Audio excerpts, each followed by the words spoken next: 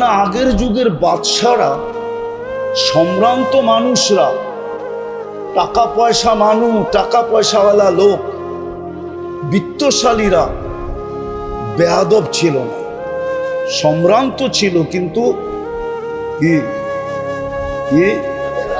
বেয়াদব ছিল। আরেকটা শব্দ বলতে পারি, মানুষ বেয়াদব কখন হয় জানেন? যখন তার ভিতরে অহংকার ঢোকে। অহংকার ঢুকলেই কি হয়? বেয়াদব হয়। এর আগে বেয়াদব হয় না। বেয়াদব হইতে হলে প্রথম লাগে অহংকার। যখন অহংকার ঢুকা যায় তখনই বেয়াদব হয়, আদব কায়দা বেড়ে যায়। আগের যুগের লোকের অহংকারই ছিল না, প্রতাপশালী ছিল, বেয়াদব ছিল না, অহংকারী ছিল না।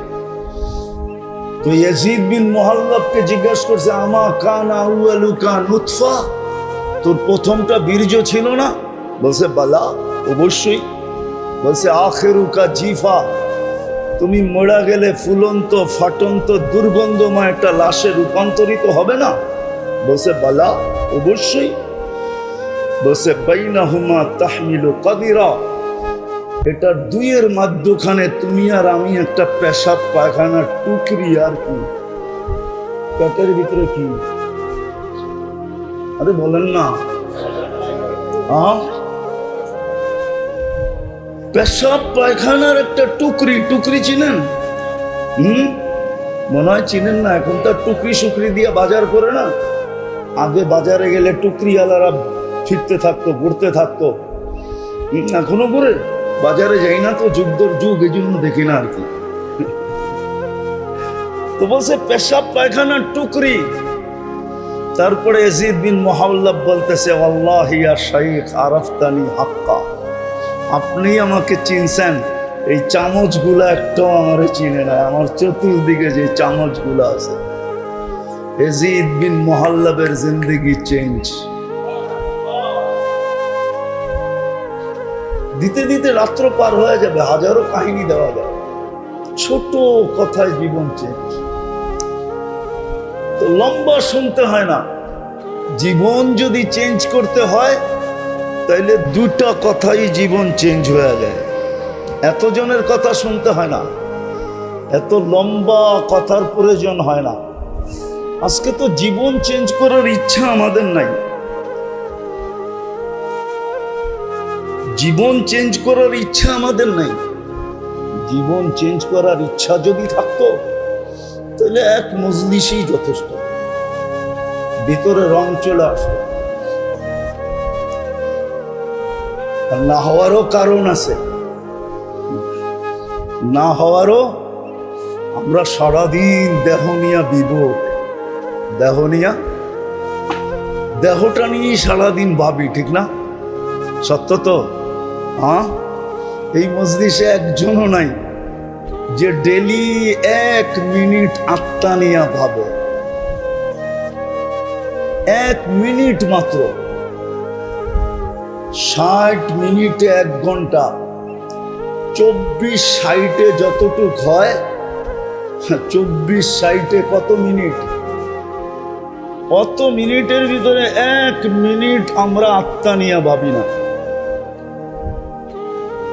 আমার ভিতরে যে একটা আত্মা আছে ওটা নিয়ে ভাবি না, ওটা নিয়ে কোনো গবেষণাগার নাই। অথচ দেহ নিয়ে গবেষণা আছে। প্রত্যেক দেশে দেহ নিয়ে গবেষণাগার আছে। স্বাস্থ্যের জন্য বিরাট বড় একটা সেক্টরই আছে, স্বাস্থ্য মন্ত্রণালয়। এটার কাজই মানুষের দেহ নিয়ে ভাবা, দেহের রোগ নিয়ে ভাবা। দেশের সিংহভাগ পয়সা এর পিছনে খরচ হয়, নাইলে ড্রাইভার 400 কোটি টাকার মালিক হয় কি করে?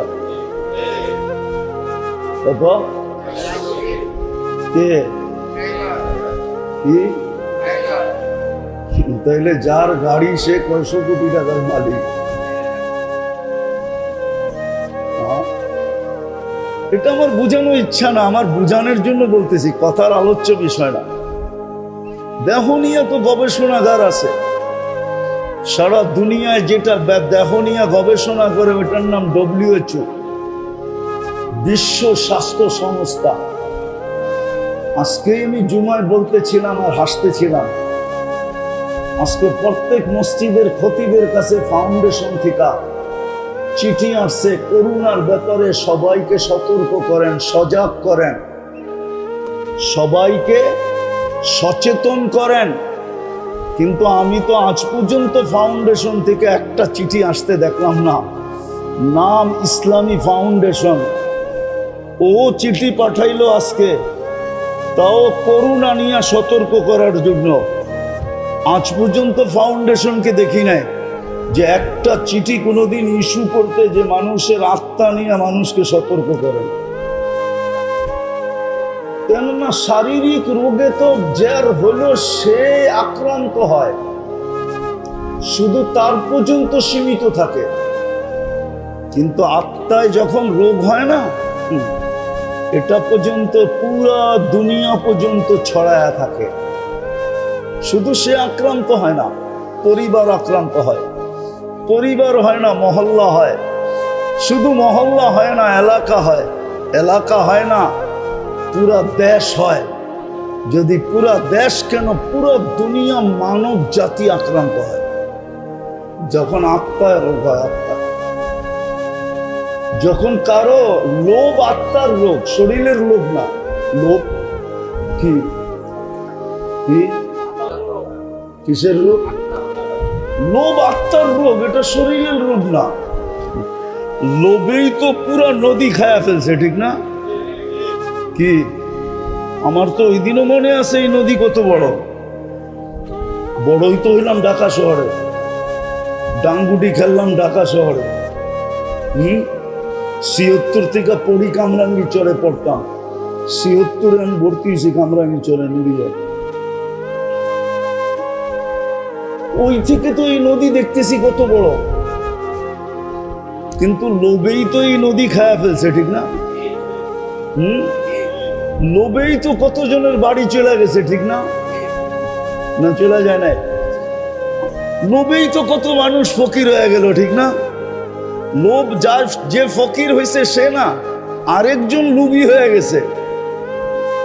কাহিনী মনে পড়ছে, বনি ইসরাইলের ভিতরে এক বুড়ি ছিল, বুড়ি। তো রাজার প্রাসাদের কাছেই বুড়ির ঝুপড়ি ছিল। তো মন্ত্রীরা পরামর্শ দিছে, রাজা মহোদয়, আপনার বাড়ির পাশে যদি বুড়ির ঝুপড়ি থাকে এটা কি শোভা পায়? তো বলছে কি করবো, দেওয়ালটা একটু বাড়ায় নিলেই তো বাড়ির সৌন্দর্যটাও বাড়ে, ঝুপড়িটাও থাকে না। তো রাজার বুঝে আসছে। তো বুড়ি যতদিন ছিল ততদিন তো নিতে পারে না। বুড়ি একদিন জানি কই চলে গেছে বেড়াইতে, আয়সা দেখতেছে ঝুপড়ি সুপড়ি কিছুই নাই, রাজার বাড়ির দেওয়াল লম্বা হয়ে গেছে। তো বুড়ি বাইরে দাঁড়ায় বলতেছে, আল্লাহ, আমি না ছিলাম না, তুই ছিলি কই? আমি না ছিলাম না, তুমি ছিলে কোথায়? এরকম হায়াতুস সাহাবাও এক কাহিনী আছে। মহিলা সাহাবী বাড়ির থেকে চলে গেছেন, আয়সা দেখতেছে চাক্কি নাই, চাক্কি চুরি হয়ে গেছে। চাক্কি, চাক্কি চিনেন? আটা পিসার চাক্কি। আর ছাগলও নাই। তো জায়নামাজ বিছায়া নামাজ পড়া বলতেছে, আমি তো ছিলাম না, আপনি কোথায় ছিলেন? দোয়া তো পড়তে পড়তেই গেছিলাম, খলিফাতুনা ফিল আহলি ওয়াল মাল রফিকুনা ফিস সফর ওয়াল খলিফাতু ফিল আহলি ওয়াল মাল। আপনাকেই তো বাড়িতে রেখা গেলাম, চাক্কি কই আর বকরি কই? আপনি কই ছিলেন? তো সাথে সাথে নতুন চাক্কি পাঠায় দিছে, বকরি একটার জায়গায় দুটা পাঠায় দিছে। আর ওই বনি ইসরাইলের বুড়ি যখন হাত উঠায় বলছে, আপনি কই ছিলেন? আমি না ছিলাম না। বাস বলতে দেরি, তুফান আসতে দেরি হয় না। বাদশাও গোল, চড্ডি বড্ডিও গোল। যেমন একটু আগে সাইদ ভাই বললেন না, যে আমিও জেলখানায় গেছি? হ্যাঁ, আসলে ওই চোখের পানিতেই সব উড়ে গেছে। চোখের পানিতেই সব কি হয়ে গেছে। আরেকটা আছে, ওটা সময় আমার কাছে নাই। এই মাটির একটা বৈশিষ্ট্য আছে, বাংলাদেশের মাটির নিচে একটা আধ্যাত্মিক শক্তি লুকানো আছে। ওটা গভীরভাবে কেউ ইতিহাস না পড়লে জানবে না। এই মাটির নিচে একটা গভীর, এই মাটি নিয়ে যে খেলবে একদিন না একদিন মাটি তাকে কিক মারবেই মারবে। হয়তো কাউকে বোল্ড আউট করবে, নাইলে কাউকে রান আউট করবে, আর না হইলে কাউকে ছক্কা মাইরা একবারে বাউন্ডারির বাইরে করবে। এটা হলে এই মাটির আধ্যাত্মিক শক্তি। আপনারা জানেন না, আসতেছেন তো জানেন না, এই মাটির একটা আধ্যাত্মিক শক্তি আছে। আমরা ইতিহাসে কাঁচা তো এই জন্য জানি না, এই মাটির একটা আধ্যাত্মিক শক্তি আছে। বলার সময় হবে না, এত লম্বা বলা যাবে না। আবার কখনো আসলে কোনো মজলিসে হইলে বলা দিব না, কিন্তু এটা মাইনা নেন এই মাটির আধ্যাত্মিক শক্তি। কেননা হিজরতের সনের কাছাকাছি হইল বাংলা সন, 10-11 বৎসরের ডিফারেন্স। এই 1400 বৎসরের বাংলা ইতিহাস যে পড়বে সে জানবে যে এই মাটির নিচে একটা আধ্যাত্মিক শক্তি আছে। এই জন্য মির্জাফরও মির্জাফরি করে বেশি দিন থাকতে পারে না। মির্জাফরও মির্জাফরি করে বেশি দিন পারছে নাকি? এটা হলো এই মাটির ভিতরের আধ্যাত্মিক শক্তি। শুধু এতটুকু আপনাদেরকে বলি, আমি ইসলামের প্রথম যে কোরবানি, ইসলামের প্রথম কোরবানির একটা বিন্দু এই মাটির নিচে এখনো লুকায়িত আছে। আল্লাহর রসুল হিজরত করেন নাই, 4 সাহাবী বাংলাদেশে চলে আসছিলেন।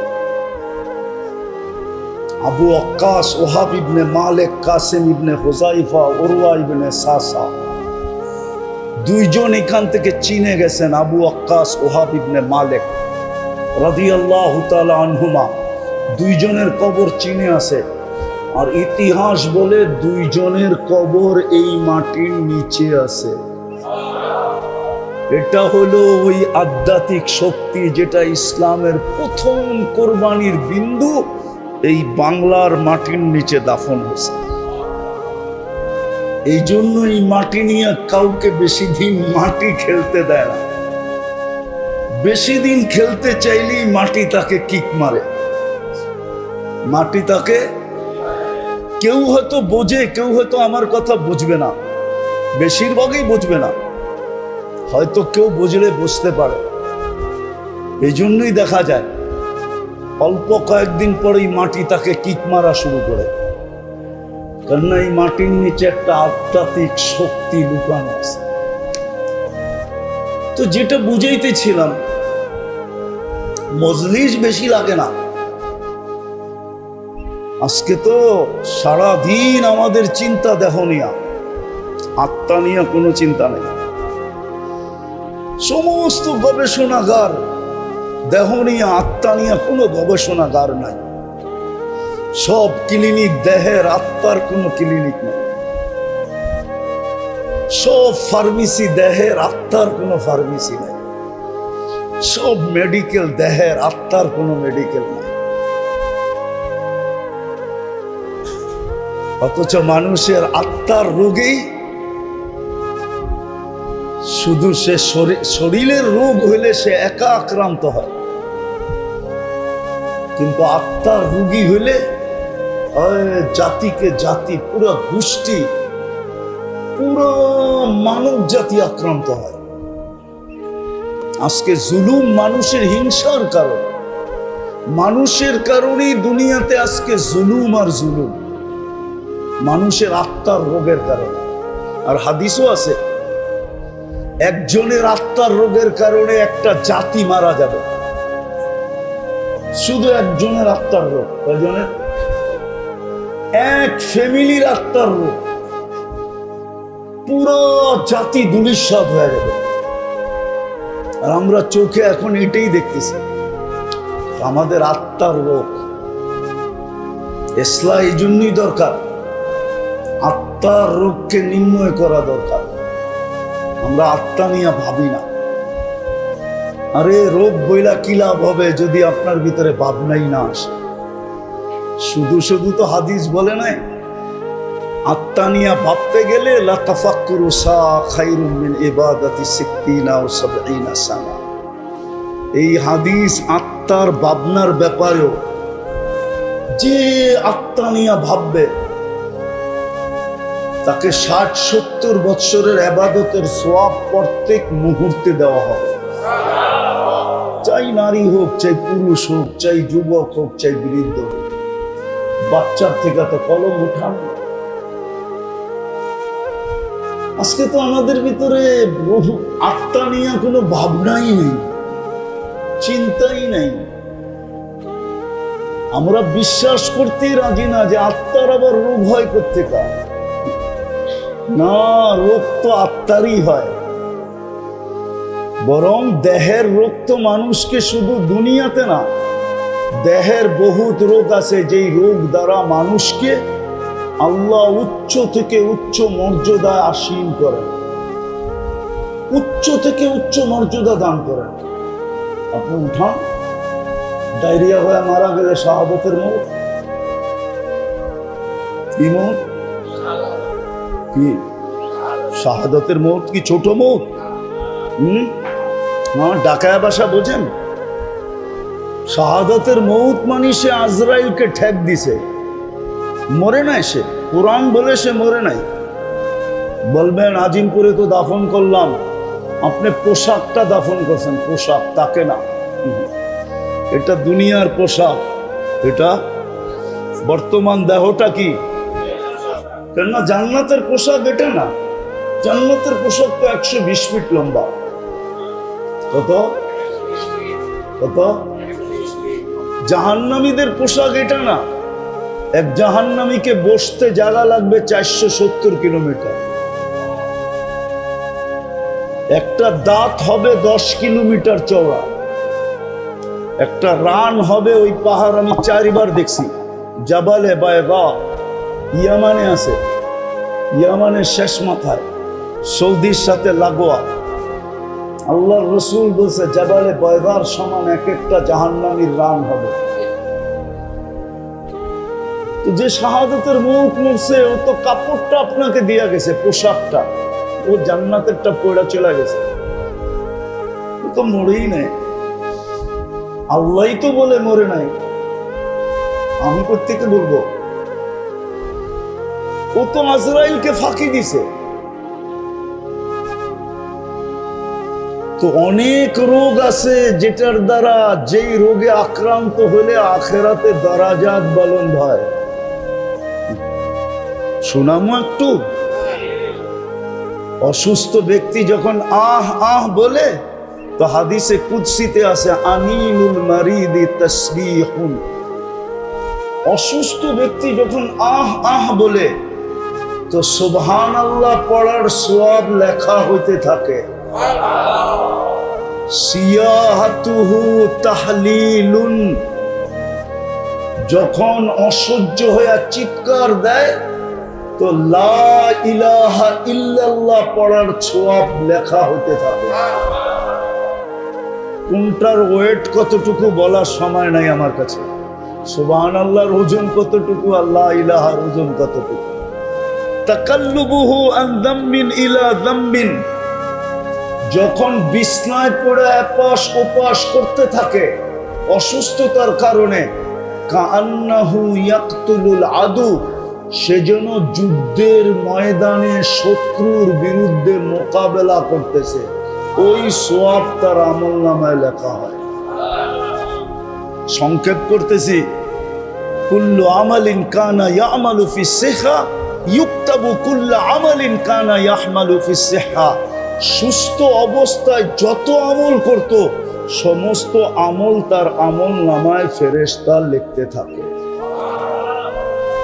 যদি সুস্থ হয়ে যায়, আল্লাহ সুস্থতা দেন, তো কায়াউমিন ওয়ালাদাতহু উম্মু, মা যেরকম জন্ম দিল নিষ্পাপ, এরকম নিষ্পাপ সুস্থ হয়ে দাঁড়ায় যায়। আর যদি দুনিয়ার থেকে চলেই গেল, তা আল্লাহ বলে তোকে নিষ্পাপ বানায়া আমি দুনিয়ার থেকে উঠায় নি।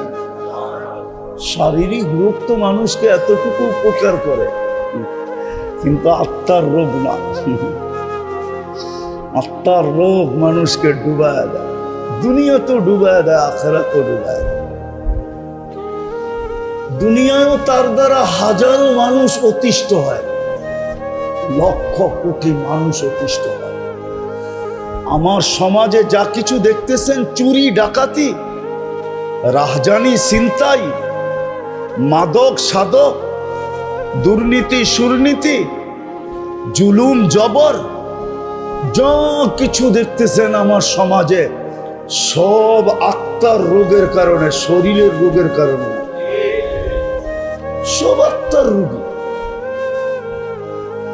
হ্যাঁ, এই জন্যই তো আল্লাহর রাসূল বলছেন, একদিন আসবে হাওয়া ফিহি কাইদুল ইলমি, আমার উম্মত বিদ্বান হবে কিন্তু বিদ্যার আলোকে চলবে না, ও বিদ্যাকে স্বার্থ সিদ্ধির জন্য ব্যবহার করবে। তখন কি হবে? আল্লাহর রাসূল বলেছে কুবিলাতির রাশা, তখন ঘুষ রীতিতে নীতিতে রূপান্তরিত হবে। যদিও গ্রাজুয়েটে পাশ হবে না, অ্যাসেম্বলিতে পাশ হবে না ঘুষ, কিন্তু পাশ হইলে যতটুকু না হইতো এর চেয়ে বেশি ঘুষের ব্যাপকতা হবে।